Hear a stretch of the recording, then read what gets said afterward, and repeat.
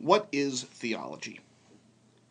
At the beginning of a work like this, something must be said about the nature of theology. After all, if theology is not defined, it will be impossible to communicate anything about theology. For the purposes of this work, theology is simply referring to ultimate beliefs about God, about humanity, and about the relationship between the two.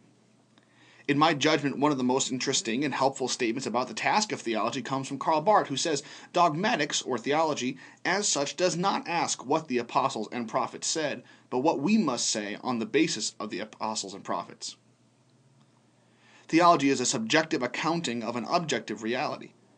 Because of this, theology is always marginalized and relativized by the reality it seeks to bring to articulation. If there arises a conflict between the reality of God and our statements about God, our statements must be rethought, revised, and restated, so that this conflict might be resolved.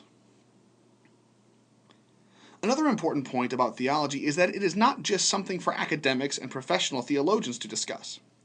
Indeed, everyone has a theology because everyone has things that they finally believe about God. Individual people might not speak about those fundamental convictions using theological jargon. They may not think that they are doing theology, but that does not change the fact that everyone indeed has a theology. Even atheists have ultimate beliefs about God, namely that there isn't one. With this in mind, it is important for one's own ultimate beliefs to come into contact and be in dialogue with opposing viewpoints.